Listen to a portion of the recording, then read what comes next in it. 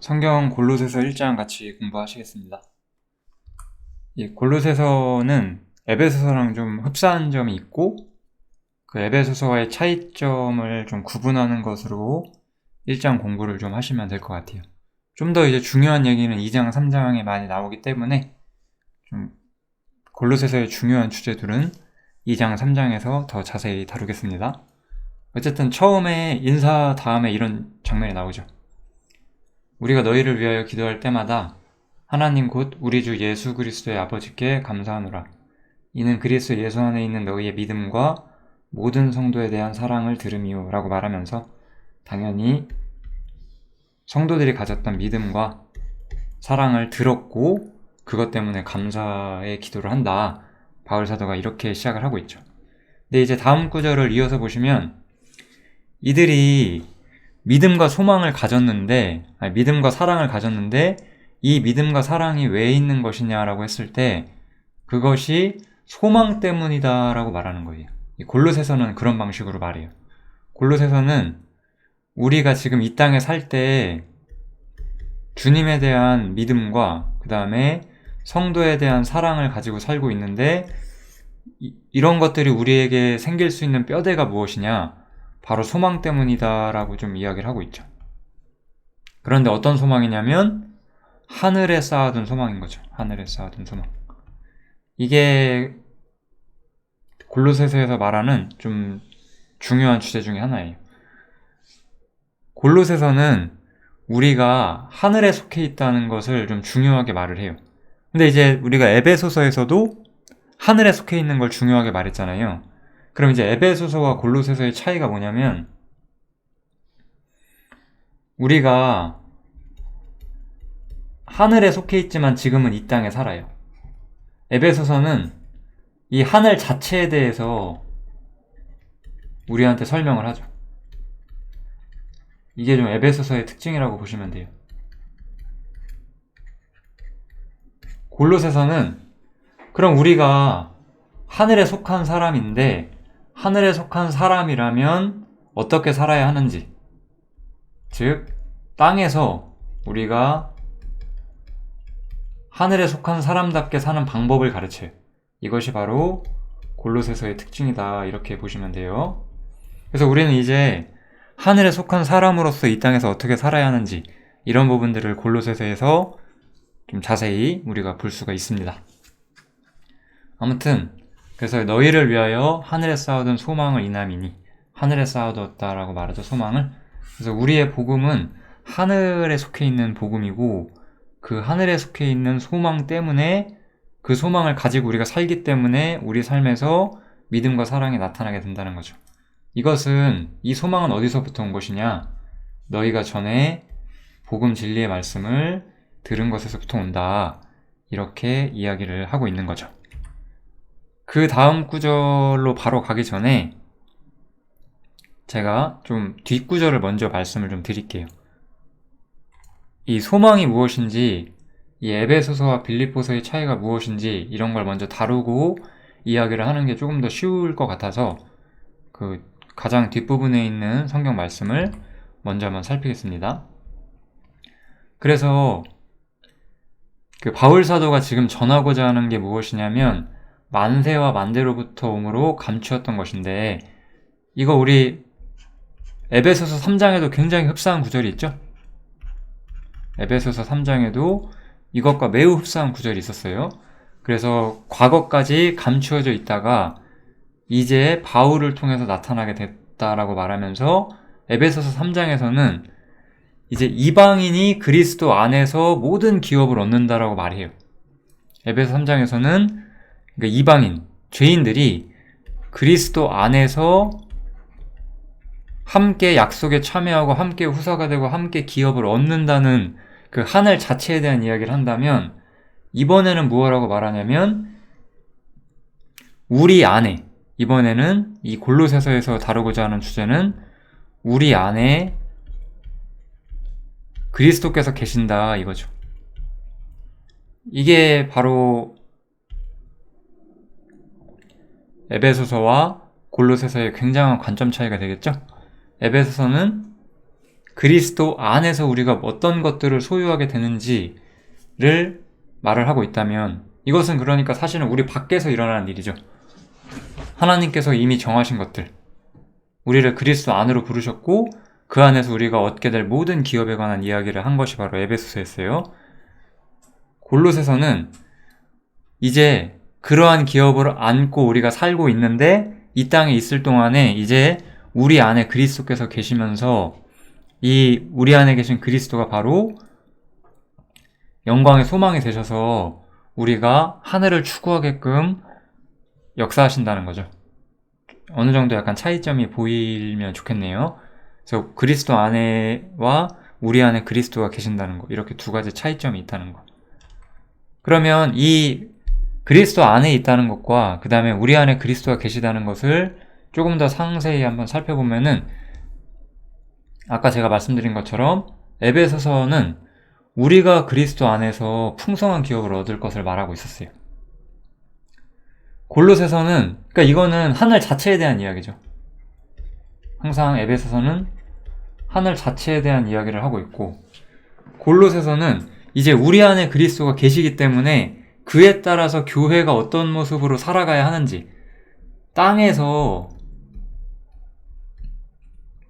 어떻게 하늘에 속한 사람답게 살 수가 있는지를 이야기를 하고 있다는 거예요. 이런 부분들을 정확히 이해해 주시면 좋을 것 같고, 여기에 있어서 이러한 차이점 때문에 에베소서와 골로새서는 그 중심이 되는 어떤 대상이 약간 다르거든요.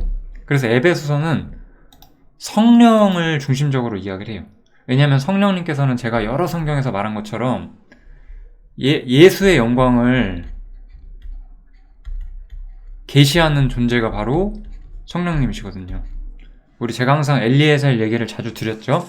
엘리에셀이 리브가에게 자기 주인의 아들의 영광, 그 이삭의 영광을 보여주고 리브가로 하여금 자기를 따라오게 만들잖아요.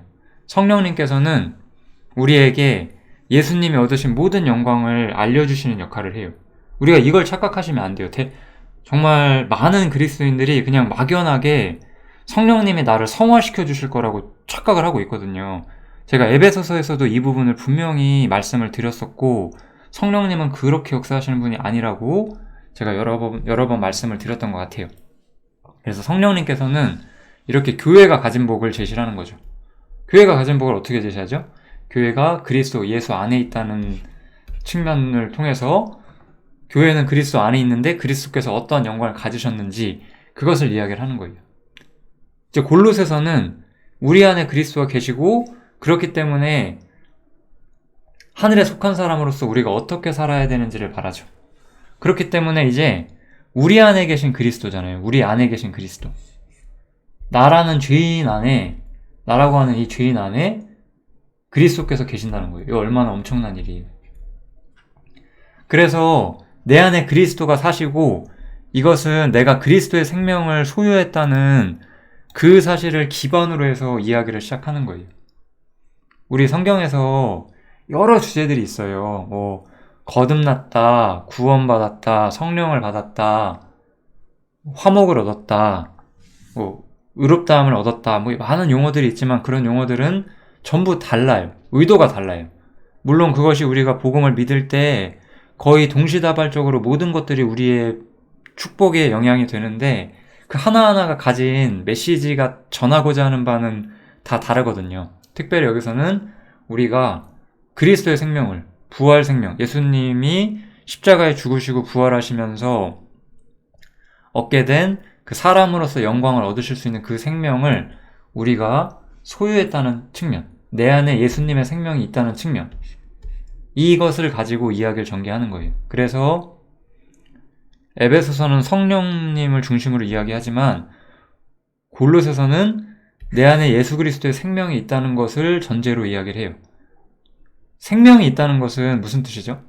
생명이 있다는 것은 그 생명이 가진 증거가 나오기 마련이라는 거예요. 이거는 생명의 본성을 말해요. 우리는 자연 세계에서 정말 뭔가 아주 특이한 경우를 제외하고는 호랑이나 사자가 풀 뜯는 걸 볼 수가 없죠. 그런 건 있을 수 없는 일이잖아요. 하나님께서 정해두신 본성이 있거든요. 그런 거예요. 생명의 본성이라고 하는 것은. 우리에게는 원래 아담의 생명이 있었어요. 우리는 아담으로부터 유전받은 생명을 가지고 있었고, 그 생명은 실패와 타락이 당연시되어 있었던 생명이었어요. 원래 우리에게 있었던 아담의 생명이 있었고, 이 아담의 생명은 그 열매가 뭐죠? 그 열매가 죄와 타락이잖아요. 우리는 원래 이런 존재였어요. 그런데 우리가 거듭났고 주님 안으로 들어가게 되고, 이러한 과정에서 골로새서에서 특별히 말하고자 하는 것은 우리가 이제 그리스도의 생명을 소유한 사람으로서 새로운 피조물이 되었다, 이렇게 이야기를 하고 있는 거죠. 그래서 이제 우리가 그리스도의 생명을 소유했다는 것을 전제로 어떻게 살아야 하는지를 이야기를 할 거예요. 물론 1장에서는 그 이야기를 안 해요. 1장은 이런 이야기를 하지 않고 1장에서는 어떤 얘기를 먼저 하느냐, 그거만 이제 마무리하고 끝내면 될 것 같습니다. 아직 내용이 많이 남았죠? 그래서 이 복음이 이미 너희에게 이르매 너희가 듣고 참으로 하나님의 은혜를 깨달은 날부터 너희 중에서 같이 온 천하에서도 열매를 맺어 자라는도다 라고 이야기를 해요. 제가 여기 써놨죠? 생명과 열매는 연결되어 있는 거예요. 뭐 이것이 열매라고 해서 뭐 우리가 항상 좀 열매란 단어에 대한 막연한 그런 게 있잖아요. 내가 잘해서 열매 맺어야지 막 이런 거. 그런 거라기보다는 생명은 그 자체로 열매를 맺는다는 거예요. 왜냐하면 아까 아담의 생명은 죄와 타락을 열매로 맺었던 것처럼 이제 우리가 그리스도의 생명을 소유했다면 그리스도의 생명이 가진 열매가 나오게 된다는 거죠. 그런 것들 때문에 바울 사도는 감사할 수 있었다는 거예요. 그리고 이 복음이, 이 열매 맺게 하는 복음이 이미 너희에게 이르렀고 너희가 새 생명 가운데 들어왔고 그리스도의 생명이 너희 안에 계신다는 거죠. 그래서 그것을 통해서 너희 안에서 주님을 통한 열매가 맺어지고 있다, 이렇게 이야기를 하는 거죠. 우리가 하나님의 은혜를 깨달은 날부터 우리가 정말로 복음을 믿는 날이 있잖아요. 그것이 정확히 언젠지는 중요하지 않지만 중요한 거, 여기서 말하고자 하는 중요한 것은 우리가 아담의 생명으로 있었던 날들이 있었어요. 그러다가 이제 우리 안에 그리스도의 생명이 있게 되는 그날로 바뀌는 날이 있어요. 이게 바로 우리가 하나님을 믿는 날이잖아요. 이 사이에 사실 십자가가 있고 이때 우리는 믿음이라는 엄청난 역사가 시작되게 되잖아요. 여기서는 이 두 시점이 완전히 다르다는 거죠.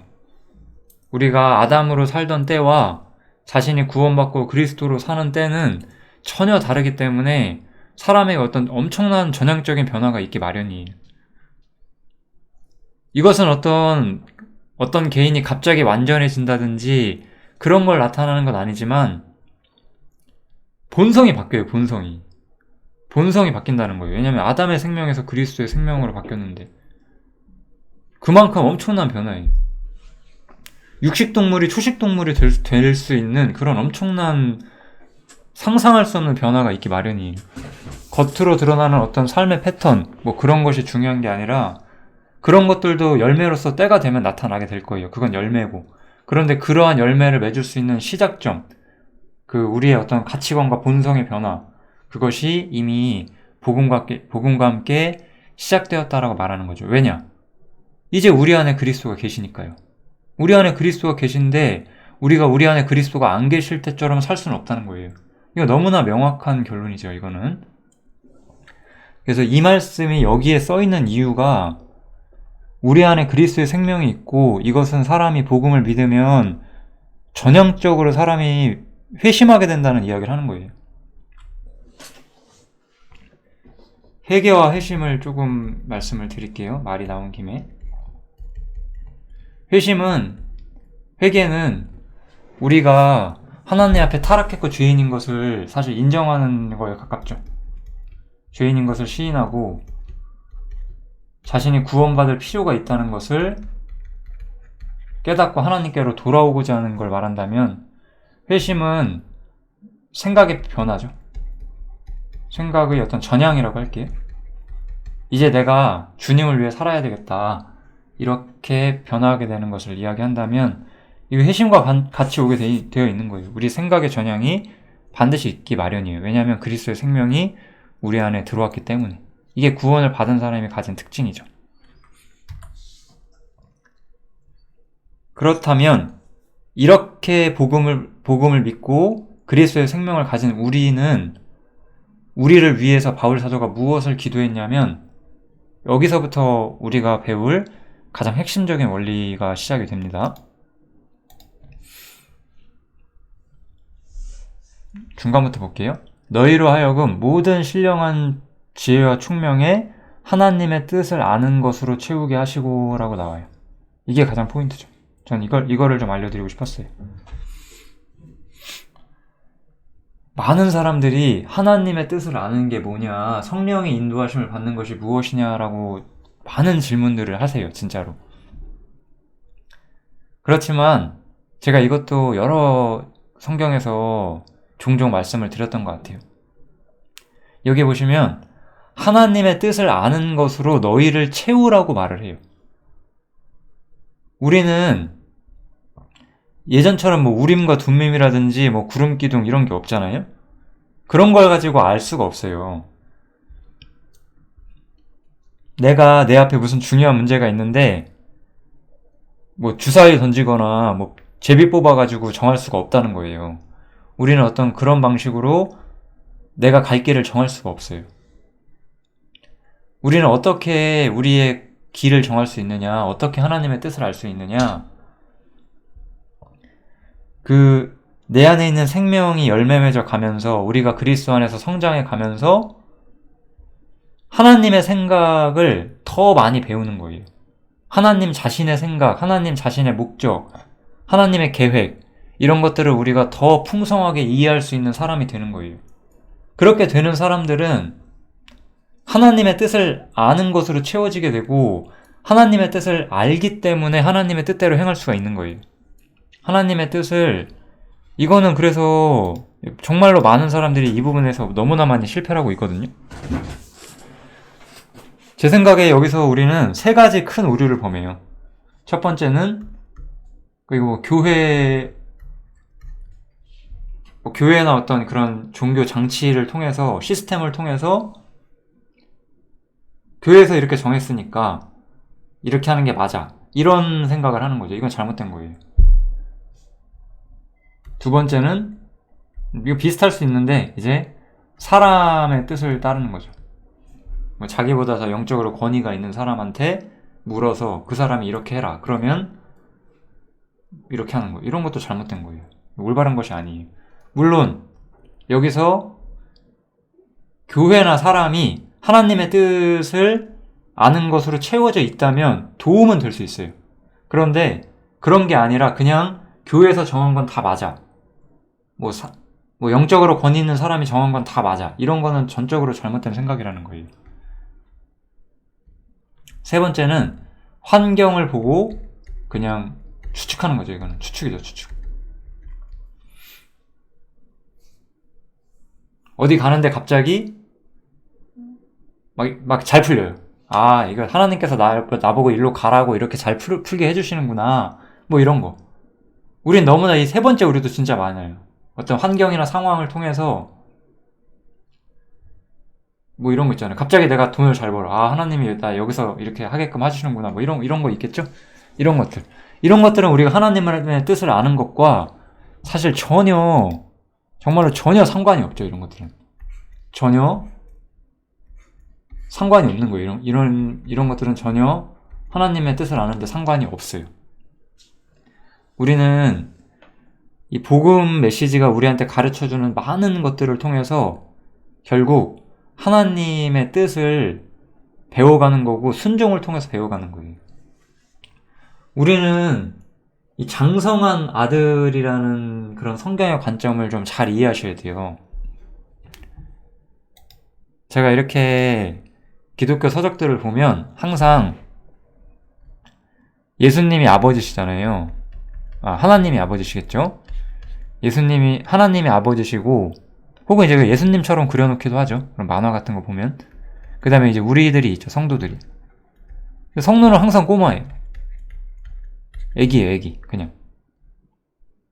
그래서 맨날 넘어져서 아버지가 항상 붙들어줘요. 이거 참 다정한 모습인 건 맞아요. 근데 죽을 때까지 이러시는 거는 이게 올바른 게 아니에요. 이 꼬마들은 아무것도 모르기 때문에 부모가 계속 붙잡아주고 위험한 데 가려고 그러면 잡아서 일으켜주고 막 찾길로 나가려 하면은 붙잡아서 못 가게 해주고 이런 게 있을 수 있어요. 그런데 언젠가 이 꼬마도 커요. 우리는 40살짜리 아들과 70살의 아버지를 세상에서 너무나 많이 보잖아요. 이런 이 40살짜리 아들을 아버지가 이렇게 꼬마의 케어하듯이 해줄 수 있냐는 거예요. 절대 그렇지 않거든요. 그럼 40살짜리 아들이 70살 아버지의 생각과 뜻과 마음을 헤아리지 못한다면은 그거 너무나 바보 같은 일이잖아요. 그런 일들도. 우리는 장성한 아들이에요. 우리는 그런 사람들이 돼야 되는 거예요. 세상의 왕들이 자신의 자식들을 왕자로 키우잖아요. 그 왕자들도 어렸을 때는 그냥 꼬마애죠. 그 꼬마애도 아무것도 아는 게 없겠죠. 그렇지만 그 아이들은 시작부터 왕이 될 수 있는 교육을 받고, 그래서 때가 되고 장성하게 되면 정치와 이런 많은 일들에 참여하고 국가 운영에 참여하게 될 거잖아요. 그런 게 아들의 모습인 거거든요. 그러니까 우리는 이런 장성한 아들, 왕자처럼 그 왕의 뜻을 알고 왕이 행하고자 하는 것을 함께 행하는 어떤 동역자로서 우리는 성장을 해야 되고, 그러려면 우리는 범사의 여러 측면에서 많이 배워야 돼요. 그렇게 우리는 그 축적된 지혜와 총명이 우리를 하나님의 뜻을 아는 것으로 채워지게 해주는 것이지, 우리가 뭐 이렇게 아주 우연이나 일시적인 방법으로 하나님의 뜻을 안다, 이런 건 잘못이에요. 이런 상황에서 이런 어떤 교회나 사람이나 환경을 따라갈 때 사람은 되게 굉장히 뭐라고 할까요? 우연으로 일어나는 일들을 되게 추구하게 되는 거죠. 그리고 나서 나중에 또 자신에게 조언한 사람을 원망하거나 환경을 원망하거나 하나님을 원망할 수도 있겠죠. 목사님한테 물어봐요. 제가 계속 직장을 다닐까요? 아니면 이제 직장을 관두고 뭐 자영업을 시작해 볼까요? 그러면은 목사님이 그때그때 상황에 따라서 이번엔 자영업 해보셔도 될 것 같습니다 라고 말할 수도 있고, 아니면 그냥 회사 다니세요 라고 말할 수도 있겠죠. 뭐 어떻게 말하든지 간에 그 목사님 말 들었다가 잘 안 풀렸어요. 그러면은 원망할 거 아니에요. 그런 일들에서 어떻게 우리가 무엇이 옳은지를 분별할 수 있을까요? 내가 그동안 신령한 지혜와 총명이 많이 쌓여 있었다면은 거기서 여러 가지 것들을 알 수 있어요. 단지 그냥 이렇게 할까 저렇게 할까가 아니라 나는 왜 이렇게 하려고 하고 왜 저렇게 하려고 하는가, 내 마음의 동기를 살필 수 있고, 그 동기로부터 내가 무엇을 진정 추구해서 내가 이걸 하고자 하는지도 발견할 수 있고, 그 동기를 추구하는 데 있어서 마음의 정직함을 진짜로 꿰뚫어 볼 수 있고, 스스로에 대해서. 우리는 이런 말 진짜 잘하거든요. 내가 하나님께 뭔가 더 기여하기 위해서 내 육신의 어떤 걸 필요를 채우는 것이다. 이런 거 되게 말 잘해요. 이런 거. 스스로를 기만하는 거죠. 아마 저는 그렇게 말하는 사람 중에 절반은 자신이 스스로 기만하고 있다는 거 알 수 있다고 생각하거든요. 나머지 50은 정말로 모르실 수도 있는데 스스로를 기만하는 경우가 많아요. 교회에 물질적으로 도움 주고 싶어서 내가 이번에 나의 사업을 확장해보고 싶다, 뭐 이런 거. 사실 사업 확장에 이미 뜻이 마음에 정해져 있고, 교회는 그냥 합리화를 위해 붙인 거죠. 그러면 이미 그런 건 하나님의 뜻이 아닌 거예요. 자신의 마음의 동기를 살펴보면 우리는 하나님의 뜻을 많이 배울 수가 있거든요. 결국 하나님의 뜻을 안다는 거는 내 삶의 유일한 목적이 주님이고, 주님 때문에 내가 무언가를 하고 무언가를 멈추고 이런 게 생활화돼 있고 이렇게 사는 것으로 자신의 삶이 채워져 있는지, 이런 거예요. 그렇게 된 사람들은 주께 합당히 행하고 범사에 기쁘시게 하고 모든 선한 일에 열매 맺고 하나님 아는 것에서 자라게 되고, 그리고 이제 그 영광의 힘을 쫓아 나오는 능력으로 여러 가지 상황을 이겨낼 수가 있는 거죠.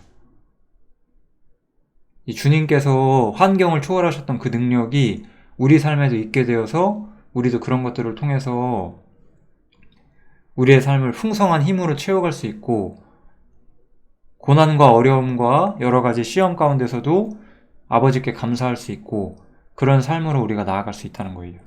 이것이 바로 무엇이다? 우리 안에 그리스도께서 계시기 때문에 우리가 땅에서 아직은 우리가 하늘에 속한 사람으로서의 모든 것이 드러나지 않았지만 그 하늘에 속한 사람, 여전히 하늘에 속한 사람이기 때문에 우리가 그런 것들을 추구하면서 살 수 있다라고 말을 하는 거죠. 그리고 나서 이제 사도 바울은 그 예수님이 어떤 분이신지에 대해서 우리에게 다양한 측면에서 소개를 해주세요. 사실 원래 이 소개가 끝나고 나서 그 우리 안에 그리스도가 계시다는 말을 하죠. 근데 제가 이 골로새서 1장에 대한 이해를 높이기 위해서 우리 안에 계신 그리스도를 제가 먼저 말씀드렸죠. 바울 사도는 예수님이 어떤 분이신지를 우리한테 충분히 설명하고 그 예수님, 그 엄청난 예수님이 우리 안에 계신다라고 말하고자 하고 싶었던 것 같아요. 그래서 예수님의 한 4-5가지 측면이 나와요. 첫 번째로 구속자죠. 이거 모르시는 그리스도인들 거의 없죠. 근데 문제는 제가 지금 4-5개 나온다고 했잖아요. 4개인지 5개인지 헷갈리는데 아무튼 여기서 이거밖에 모르는 사람들이 너무나 많아요. 한 2개 정도 알 것 같아요. 다음 것도 아마 아실 것 같고, 구속자이신 예수님은 다 알죠. 우리가 구속과 죄사함을 받았고 이 구속을 통해서 흑암의 권세로부터 건져져서 사랑의 아들의 나라로 우리가 들어갈 수 있게 됐다는 거, 이거는 이제 우리가 다 보편적으로 알고 있어요. 예수님은 우리의 구속자시고 구세주시죠. 우리의 구원자잖아요. 두 번째, 이것도 다 아시죠. 창조주이신 예수님. 그는 보이지 아니하시는 하나님의 형상이요 모든 창조물보다 먼저 나신 자니 만물이 그에게 창조되되, 뭐 이렇게 쭉 나오죠. 그래서 우리 이런 찬미를 종종 하세요, 사람들이. 참 이게 온전하지 않은 건데, 와, 저기 막 멋있는 자연환경이나 어떤 생명의 신비 막 이런 거 보고 나서 역시 하나님이 만든 세계는 너무 신비롭다 이런 거, 뭐 그런 찬양할 수 있어요. 근데 우리는 여기서 뭘 보죠? 타락했잖아요. 타락을 해서 죽음과 저주가 세상에 들어와 있잖아요. 그러니까 이거는 사실 주님의 우리가 능력도 볼 수 있긴 하지만 완전치가 않아요. 이 창조주의 어떤 흔적들을 보고 찬송을 하는 것은 우리가 해야 되는 완전치는 아니에요. 근데 이 2가지를 찬송하시는 그리스도인들은 많지만 이 뒤는요? 앞으로 나올 거는요? 없는 경우가 진짜 태반이에요. 왜냐면 그만큼 기독교가 지금 황폐화되어 있고 복음이 가려져 있다는 뜻이죠. 세 번째는 이제 교회의 머리이신 예수님이죠. 교회의 머리이신 예수님이라는 거는 그냥 내가 주님의 몸된 교회의 그런 멤버가 되었다, 지체가 되었다, 그게 다가 아니죠. 여기서 말하는 측면은 에베소서 1장에서 우리가 말했던 측면이잖아요. 예수님께서 만물 중에 가장 높은 자리에 오르시고 교회를 소유하게 되시고 교회의 머리가 되시고, 우리는 그 만물의 으뜸 되신 예수 그리스도의 몸으로서 모든 것 위에 서게 되는 어떤 최상의 기업을 우리가 예수님과 함께 얻게 되는 거, 이게 우리가 교회의 머리신 예수님과 몸된 우리의 위치였던 거, 이것도 에베소서에서 다뤘죠. 그래서 교회의 머리신 예수님이 중요하게 다뤄지고, 이거는 사실 이 예수 안에서, 예수님 안에서 교회가 가장 높은 곳에 들어가 있잖아요. 이런 거 정말 많이 잊혀져 있는 진리죠. 우리 개인이 얼마나 주님 앞에서 높은 존재로 부름받았는지, 우리의 어떤 그 기업의 영광의 풍성함을 우리는 정말로 많이 잊어버리고 사시는 경우가 많죠. 그래서 교회의 머리신 예수님이 좀 또 묘사가 되고 있고, 굉장히 여러 예수님의 어떤 측면들, 위격이라고 할까요? 그런 것들이 계속해서 묘사가 돼요. 제가 이건 뭐 하나하나를 너무 또 길게 말하면 길어져서 분명히 다른 성경에서 제시했던 것이고 골로새서는 요약해서 말하는 거니까 저도 요약만 하겠습니다. 그래서 만물의 머리로서 예수님이 올라가 있고 교회가 그 위치 함께 참여한다는 이야기, 이게 세 번째 측면이죠. 그 다음에 이제 만물과 화목을 이루신 부분이 나오죠. 그분이 십자가의 피로 화평을 이루사 만물. 이게 또 다른 거예요. 이게 그러니까 단순히 우리가 그냥 천국 간다랑 달라요. 아까 제가 창조 세계에 타락과 저주가 들어왔다고 했잖아요. 근데 주님께서는 십자가의 피로 화평을 이루시는 거예요. 그래서 이 창조 세계에 들어온 타락과 저주의 문제도 해결하시고 이제 온전한 세계를 다시 세우실 거예요. 그때는 썩는 것도 죽는 것도 더러워지는 것도 없는 그런 세계. 이 세상을 보시면 우리가 어떤 장면들을 보면 너무나 경이롭고 아름답지만 또 어떤 장면을 보면 너무나 더럽고 악하고 썩어지는 것들로 가득하고 불완전한 모습이 또한 가득하죠. 이거는 창조주께서 그렇게 하신 것이 아니라 인간이 죄와 타락으로 망쳐놓은 것들이잖아요. 그 인간이 망쳐놓은 모든 것들을 주님께서는 다시 세우신다는 거예요. 이런 메시지가 얼마나 귀중한 건가요? 우리는 죽어서 막연히 천국 간다 이렇게 생각을 하지만 성경에서 진짜로 주님께서 무슨 일을 어떻게 하실 건지 다 나와 있는데 관심을 안 가져요. 성경에서는 분명히 이 땅의 피조세계의 모든 것들을 주님이 회복시킬 것이라고 말을 하고 있어요. 그리고 나서 기약하신 때가 되면 이제 하늘에서 신부인 교회가 내려오게 되겠죠. 그런 모든 장면들이 성경에 다 있죠. 그래서 만물과 화목을 이루신 예수님이 또 나타나고 있고, 그 다음 전에 악한 행실로 멀리 떠나 마음으로 원수되었던 너희를 이제는 그의 육체의 죽음으로 말미암아 화목케 하사 이렇게 되어 있어요. 그래서 이번에는 죄인과 화목을 이루셨다는 것을 말하고 있죠. 이 사실도 정말 많이 잊혀져 있다고 저는 생각해요. 제가 이렇게 이 개신교죠. 천주교는 뭐 말할 필요도 없고 이 개신교계에서 유행하는 어떤 복음 전하는 방식들을 제가 자주 볼 때 항상 이 개신교계에서 복음을 전하는 방식은 사람은 죄인인데 아무것도 모르고 산다는 거예요. 아무것도 모르고 산다. 그러니까 불쌍하다. 이렇게 많이 생각을 하죠. 근데 저는 성경을 보면 이게 전부가 아니라는 걸 항상 느끼거든요. 사람은 하나님과 원수됐고 하나님을 떠났고 하나님께 복종하기 싫어서 하나님을 잊어버렸어요. 일부러 잊어버렸다라고 성경은 말을 하거든요. 그렇게 스스로 인간은 자신의 의지를 세우기 위해서 하나님을 떠났고 하나님과 멀어졌단 말이에요. 근데 이러한 죄인들과 하나님께서 다시 화목을 이루셨다라고 말하고 있죠.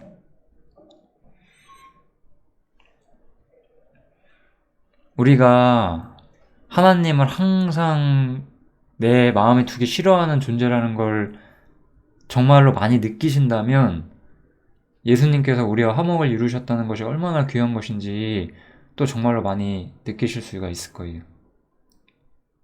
여기서는 우리가 많은 생각이 필요해요. 우리가 단순히 이제 앞에 나왔던 구속자로서 예수님을 우리가 받아들였다 쳐요. 그럼 우리가 이제 교회에 참여하게 되고 우리가 신부가 되었다고 한번 생각을 해볼게요. 내가 사법적으로 죄사함을 받고 신부가 됐어요. 그러면 나는 어쨌든 예수님의 신부가 되었고 이제 더 이상 심판은 받지 않을 거예요. 그런데 만약에 그게 다라고 한다면 내가 얻은 축복은 너무나 허망할 수가 있어요. 왜냐하면 우리 세상에 보면 사이 안 좋은 부부 많아요. 쇼윈도 부부도 많다고 하잖아요. 그러면 법적으로는 그들은 부부예요. 그렇지만 부부 내부에는 어떠한 가까움도 없잖아요. 근데 예를 들어서 그 남편과 아내가 원수 집안인데 그냥 결혼을 한 상태고 그 원수 관계가 해결이 안 됐어요. 그럼 여전히 그 남편과 아내는 자기 의지대로 행하고 상대를 위해 살 수가 없거든요. 근데 그 모든 것들을 다 해결하셨잖아요. 여기 보면 죄인과 화목을 이루심으로써 이제 하나님께서는 우리에게 자신의 손을 내밀어 주시고 우리를 불러주시는 거잖아요. 이런 게 얼마나 감사한 일인지 우리가 생각을 하게 돼요. 그리고 또한 우리가 그냥 죄사함만 받고 그냥 막연히 어디 가는 게 아니라 우리가 어떠한 세계에서 어떠한 영광을 함께 누릴지가 또 이런 교회의 머리이신 분과 우리가 하나 되었다는 사실, 그리고 예수님이 만물과 화목해 되셔서 만유를 회복하실 것이고 그 회복된 만유에서 예수님이 찬양받으실 때 우리가 함께 높임받을 거라는 사실, 너무나 기쁘잖아요.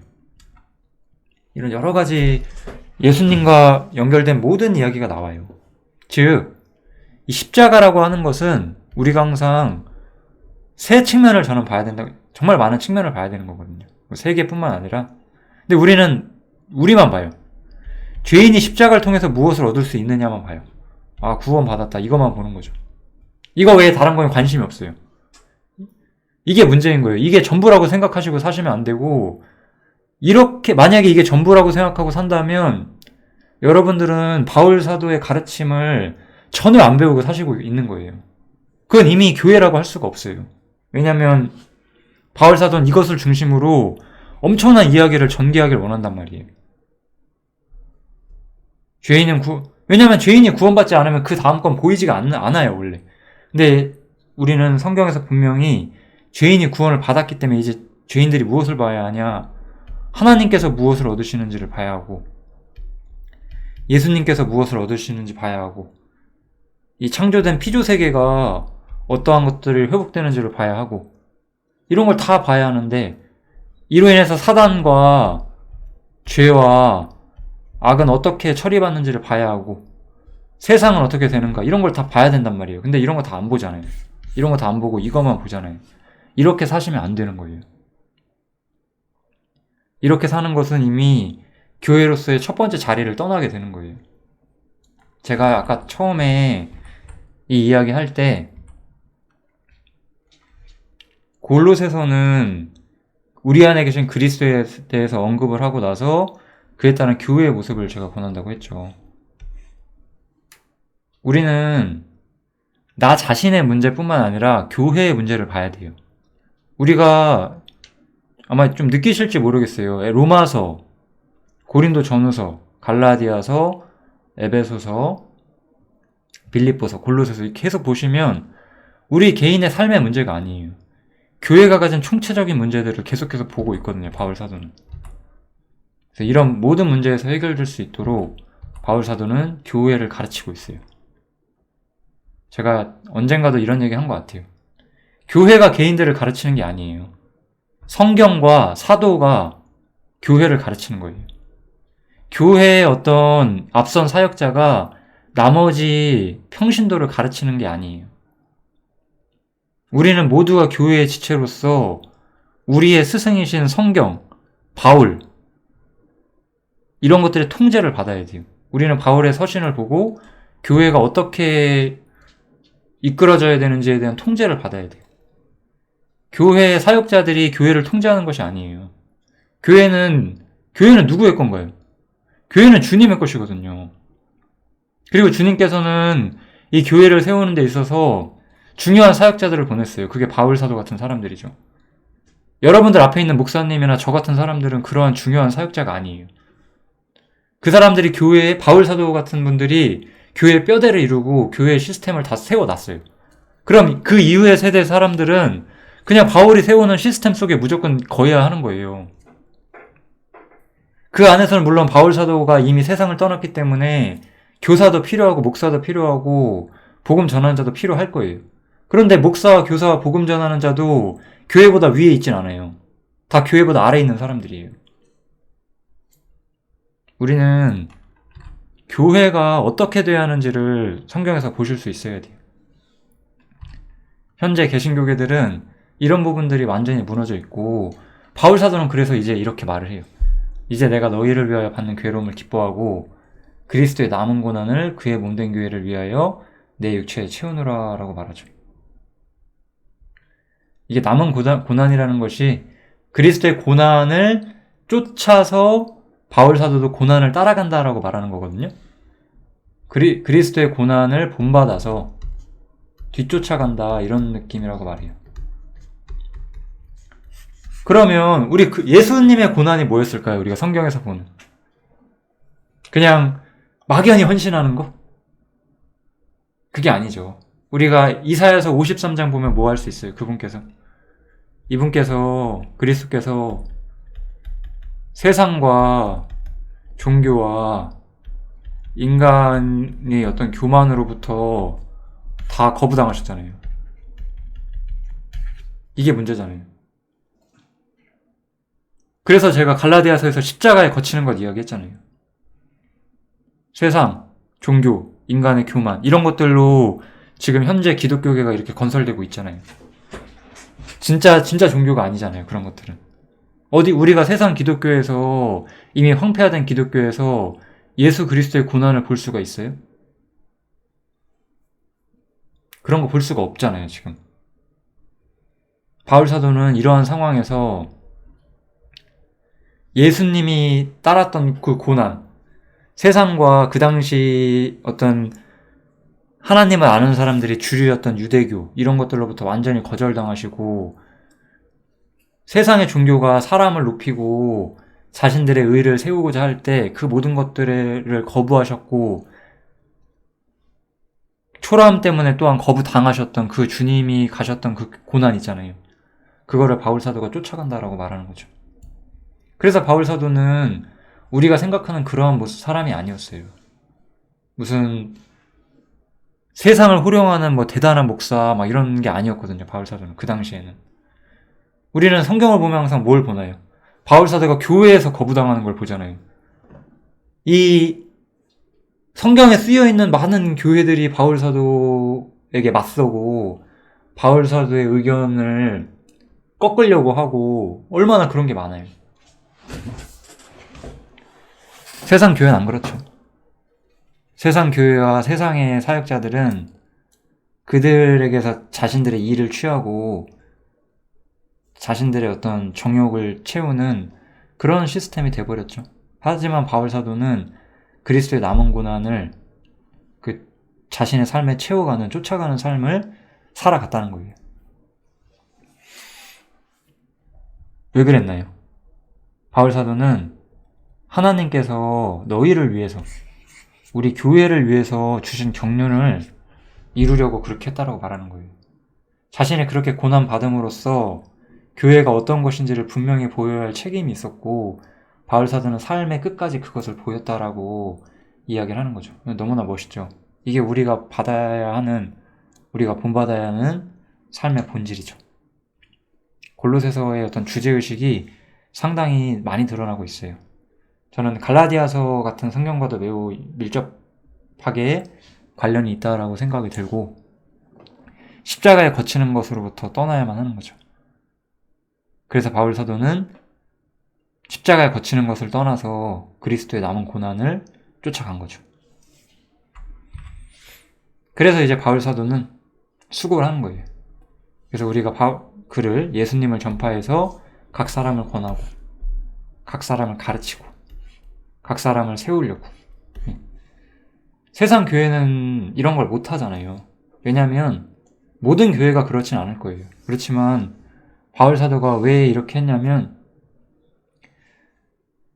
그리스도의 고난을 쫓아가는 교회가 없었기 때문에 그런 거죠. 실패하는 교회들이 많았기 때문에. 바울 사도 때에도 그랬는데 지금은 어때요? 지금은 총체적으로 황폐화되어 있잖아요. 만약에 제가 원래 있던 교회가 황폐화되지 않았다면 제가 거기를 계속해서 다니고 있었겠죠. 그렇지만 이미 황폐화됐고 개선할 수 있는 어떠한 여지도 남아있지 않았어요. 거기에 있어서 제가 구원받은 사람이라는 건 변하지 않겠지만 저는 교회를 세울 수 없잖아요. 그거는 하나님이 제게 주신 책임을 제가 버리는 거거든요. 왜냐면은 하나님께서는 저에게 교회를 세우고 교회가 어떤 모습이어야 하는지를 저한테 다 알려주셨는데 제가 그것을 아는데 그 교회에 머물러 있다. 이건 말이 안 되죠. 알고도 안 하면 더 맞는 거예요. 모르고 안 해도 맞을 거예요. 근데 알고도 안 하면 더 맞겠죠. 제가 만약에 거기 남아있다면 저는 더 많이 맞을 거예요. 어쨌든 바울 사도는 이러한 것 때문에 온전한 기독교를 세우기 위해서 투쟁하고 수고했다라고 이야기를 하는 거예요. 이 골로새서는 굉장한 주제의식을 가지고 있어요. 골로새서는 교회가 하늘에 속하여 있다는 것을 굉장히 중요시하면서 어떻게 하늘에 속한 교회가 땅의 질서를 추구할 수 있느냐라고 묻는 거거든요. 이제부터 2장, 3장에서 더욱더 이런 얘기를 구체적으로 질문할 거고 2장에서 바울이 묻는 질문은 현재 땅에 세워져 있는 모든 기독교계를 때려 부수고 있거든요, 사실은. 이제 좀 더 구체적인 이야기는 2장에서 마저 하도록 하겠습니다. 1장에서 제가 전하고 싶은 이야기는 충분히 전한 것 같아요. 감사합니다.